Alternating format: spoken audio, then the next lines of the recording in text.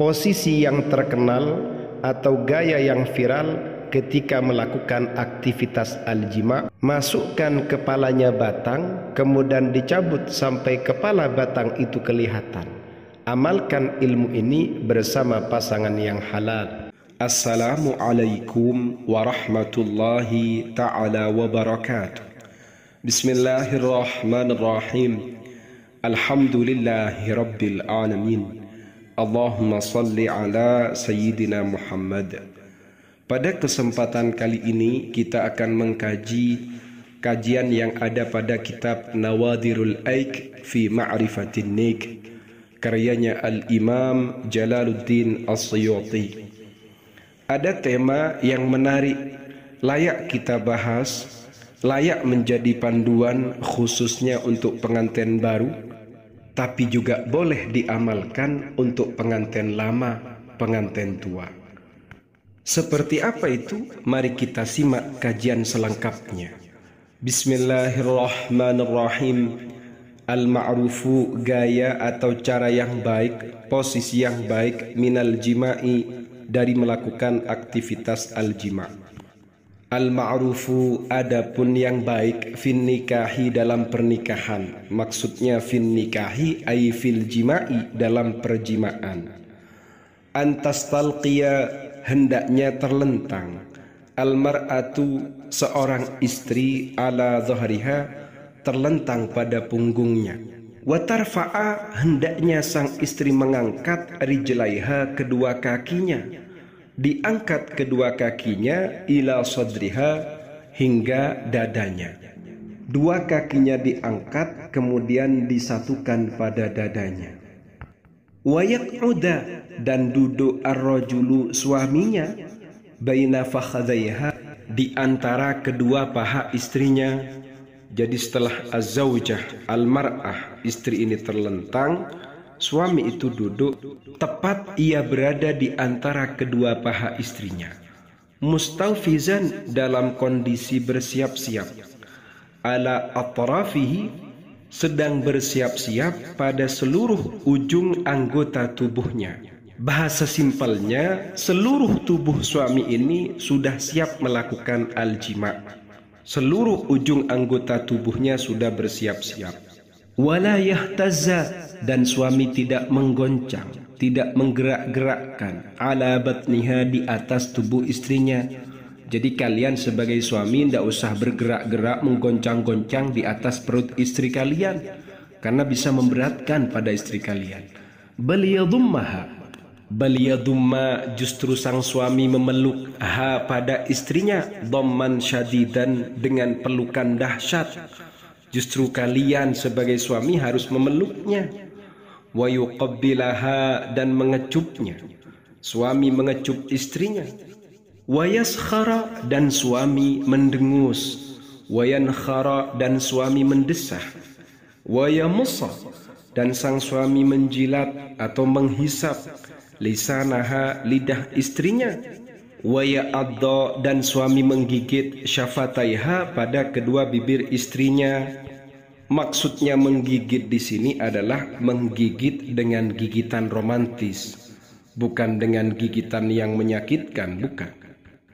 Jadi setelah sang suami ini memeluk istrinya, lalu kemudian sang suami mengecup istrinya, suami pun mendengus atau mendesah. Kemudian ia menjilat lidah istrinya, menghisap lidah istrinya, dan menggigit kedua bibir istrinya.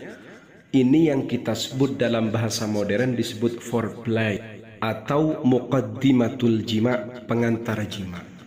Setelah melakukan ini semua, wayulija, dan suami memasukkan apa? Ya az-zakar, zakarnya, fiha, ke dalam istri. Maksudnya memasukkan ke dalam istri, yang memasukkan pada farji istrinya. Wa yasullahu, dan sang suami mencabutnya. Artinya setelah dimasukkan az-zakar tadi kemudian dicabut. Hatta tabayyana, sampai nampak jelas, ra'suhu, kepalanya zakar. Jadi masukkan, dicabut sampai kepalanya juga nampak. Wa yadfa'ahu, dan sang suami mendorongnya, mendorong az-zakar fiha, pada farji istrinya. Artinya setelah dimasukkan, dicabut, dan dorongkan kembali. Masukkan kembali pada farji itu. Nah, gitu maksudnya. Dalam bahasa milenial itu dipompa, dicabut, pompakan lagi, dorong lagi, cabut, pompa, begitu. Wala tazalu, dan istri fi rahzin masih berada pada desahannya.